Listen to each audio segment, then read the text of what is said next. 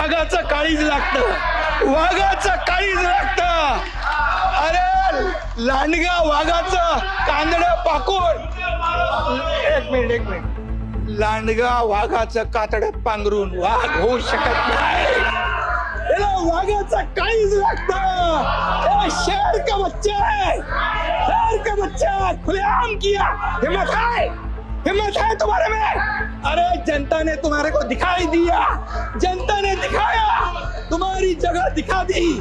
तुम्हाला विधानसभेच्या जागा 100 लढवल्या, 20 जिंकल्या. यांचे प्रमुख पण मोदी साहेबांना जाऊन भेटले. मला माफ करा, मोदी साहेबांना भेटले, मला म्हणाले आम्ही पुन्हा येतो. इकडे येऊन पलटी मारली. तुम्ही पण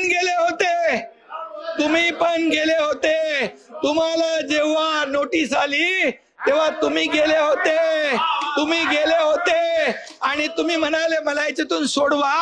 नंतर सुटल्यावर तुम्ही पलटी मारली. ही मला गोष्ट माहित आहे आणि म्हणून सांगतो तुम्हाला, आम्ही जे केलं ते खुलेआम केलं.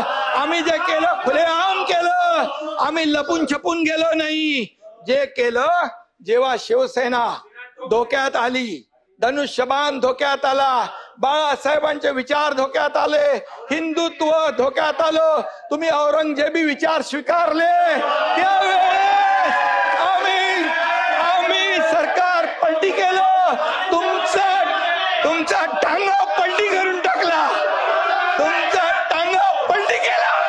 अरे शेर का, अरे त्याला वाघाचं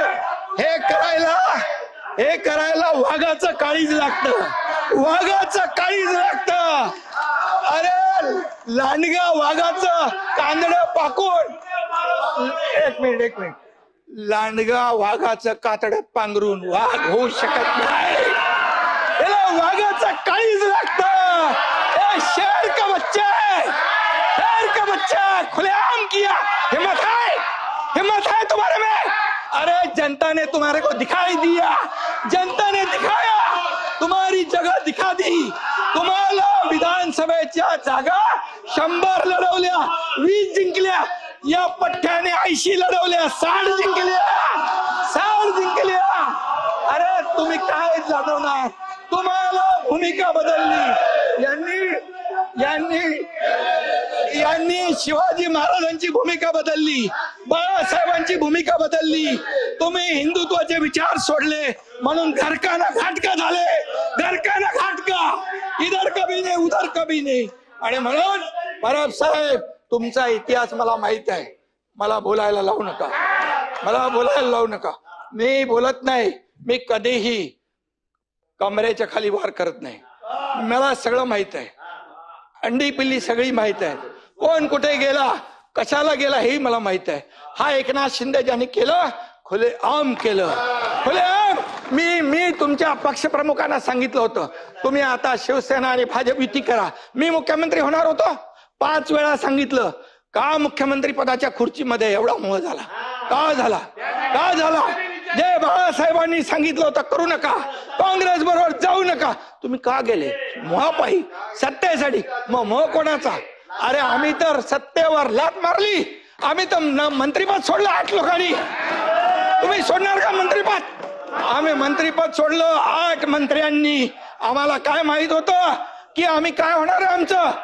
आणि म्हणून आम्ही एकतर लढून जिंकू किंवा एकतर लढून शहीद होऊ, असं म्हणून आम्ही लढलो. तुम्ही आम्हाला काय सांगताय?